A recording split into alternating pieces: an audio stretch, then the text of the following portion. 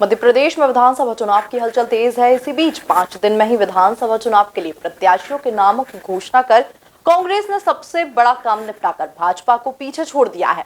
इसी पर बात करने के लिए हमारे साथ जुड़े हैं भाजपा प्रवक्ता जेपी मूलचंदानी और कांग्रेस प्रवक्ता संतोष सिंह गौतम। देखिए, भारतीय जनता पार्टी को कोई भी अन्य पार्टी पीछे नहीं छोड़ सकती किसी भी तरीके से, क्योंकि भारतीय जनता पार्टी के ऊपर जनता का विश्वास है और जनता का भरपूर आशीर्वाद भारतीय जनता पार्टी के साथ है। इसलिए भारतीय जनता पार्टी हमेशा नंबर 1 पे ही रहेगी। आपने देखा होगा कि सबसे पहले सूची हमने ही जारी करी थी।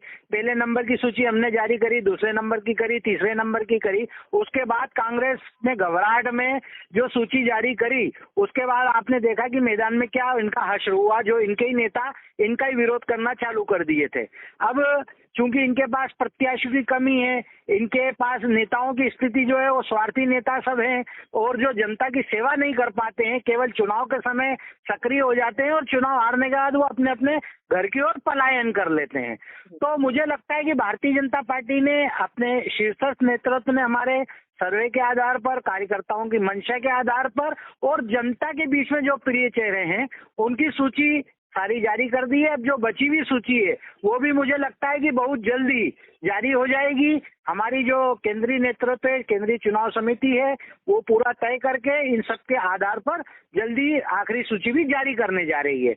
बाकी कांग्रेस का जहां तक सवाल है, कांग्रेस में जो सूची आज जारी हुई उसके बाद जो आपने मैदान पर रिपोर्ट देखी कल रात्रि में, आप देखिए पहले 144 नंबर की सूची उसने जारी करी थी। एक धारा 144 से उसको लोगों ने कंपेयर किया और कल देर रात जो अंधेरे में इन्होंने सूची जारी करी उसकी प्रतिक्रिया आज सुबह से ही चालू हो गई। आपने देखा सभी तरफ जो है विरोध इनकी पार्टी के अन्य नेता करने लगे हैं, जबकि भारतीय जनता पार्टी जो एक पारिवारिक रूप से चलती है वो अपने जनता के जो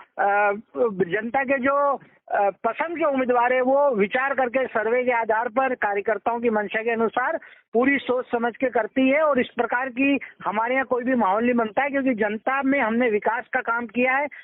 देखिए, भारतीय जनता पार्टी इस बार पूरी तरह से उसका मनोबल गिरा हुआ है और कांग्रेस पार्टी के कार्यकर्ता सहित पूरी पार्टी बेहद उत्साह में और जनता की जो लहर है उसको देखकर लग रहा है कि 150 से अधिक सीटों के साथ कांग्रेस की सरकार बनेगी। और निश्चित रूप से मैंने पहले भी कहा था कि हमें टिकटों की दौड़ नहीं जीतनी है, हमें ज्यादा से ज्यादा विधानसभा सीटें प्राप्त करनी है और निश्चित ही हम अपने लक्ष्य की ओर बढ़ रहे हैं। और अब तो हमने सीटों के मामले में भी भारतीय जनता पार्टी से बाजी मार ली है। आखिर उनकी सीटें होंगी भी कैसे जल्दी घोषित, उनमें इतनी बड़ी सिर फुटौल है, लगातार केंद्रीय मंत्रियों को, लगातार राष्ट्रीय महासचिव को, ऐसे लोगों को उनको मैदान में यदि उतारना पड़ रहा है तो समझा जा सकता